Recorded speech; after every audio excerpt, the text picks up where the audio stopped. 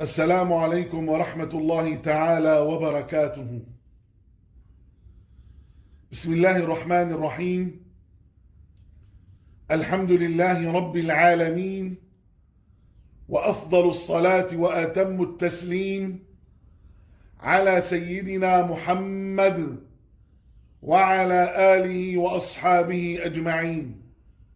اللهم علمنا ما ينفعنا وانفعنا بما علمتنا وزدنا علما وفقها في الدين برحمتك يا أرحم الراحمين.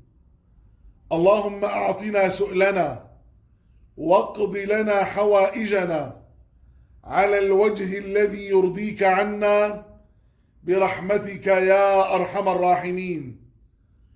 أيها الإخوة الكرام، وإن قيل لكم ارجعوا فارجعوا هو أزكى لكم. أيها الإخوة الكرام، يقول ربنا سبحانه وتعالى في القرآن الكريم في سورة النور: وإن قيل لكم ارجعوا فارجعوا هو أزكى لكم والله بما تعملون عليم. أيها الإخوة الكرام، هذا هو خلق المسلم الحقيقي الذي لا يبتغي بعمله إلا الأجر والثواب من الله سبحانه وتعالى. لذلك أنصح نفسي وإياكم وكل من يلوذ بنا وجميع المسلمين في مشارق الأرض ومغاربها أننا إذا أردنا أن نزور الأهل والأقرباء والأصحاب والأحباب والجيران أن نزورهم لله سبحانه وتعالى، وأن يكون عملنا هذا خالصا لوجه الله سبحانه وتعالى، حتى لا ننزعج منهم ولا نزعل من بعضنا البعض. إن قيل لنا ارجعوا أو لم يردوا على الجوال أو لم يردوا علينا إذا طرقنا عليهم باب الدار، أو لم يتصلوا بنا بعد أن اتصلنا بهم، ينبغي علينا أيها الإخوة الكرام أن نلتمس الأعذار لبعضنا البعض.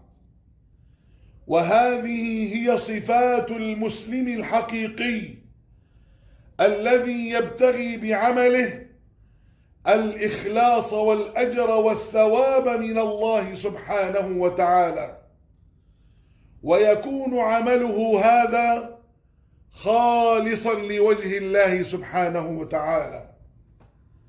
أيها الإخوة الكرام، كثير من الناس اليوم ينزعجون ويتخاصمون ويقاطعون إخوانهم لأنهم لم يردوا عليهم إما على الجوال وإما أنهم أتوا إليهم ليزوروهم فلم يفتحوا لهم باب الدار. وهذا خطأ يقع فيه كثير من الناس اليوم. وربنا سبحانه وتعالى يقول: وإن قيل لكم ارجعوا فارجعوا هو أزكى لكم والله بما تعملون عليم. أي ربنا عليم بزيارتكم هذه إذا كانت خالصة لله سبحانه وتعالى أو لم تكن خالصة. ذلك لو وقفت على باب بيت أخيك وسمعت صوته وصوت أولاده وأهله ثم طرقت عليه الباب ثلاثا فلم يفتح لك ولم يأذن لك، فلا يحق لك شرعا أن تعتب عليه أو أن تعاتبه. بل رجوعك دون عتب هو ترقية لك وهو أزكى لك، كما قال ربنا سبحانه وتعالى: وإن قيل لكم ارجعوا فارجعوا هو أزكى لكم. أحد الأبرار: ما طابت نفسي لشيء كما طابت للرد والرجوع بعد الاستئذان. الله الله، يقول هذا جزاه الله عنا كل خير، يقول: ما طابت نفسي لشيء كما طابت للرد والرجوع عند الاستئذان، لقوله تعالى: هو أزكى لكم. ما معنى هذا الكلام أيها الإخوة؟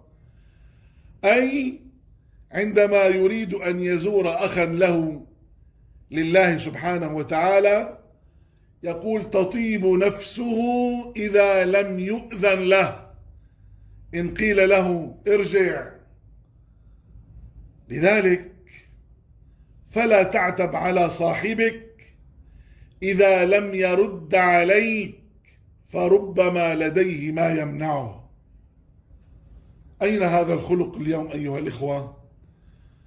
هذا الخلق غاب عند كثير من الناس اليوم، ولا حول ولا قوة إلا بالله العلي العظيم.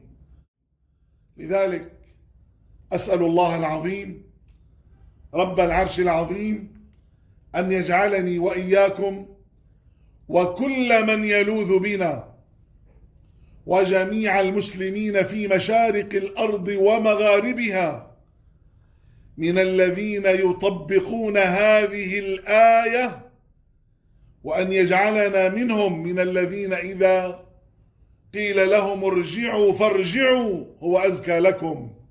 اللهم اجعلنا من الذين يطبقون هذه الآية التي قلت عنها في كتابك: وإن قيل لكم ارجعوا فارجعوا هو أزكى لكم.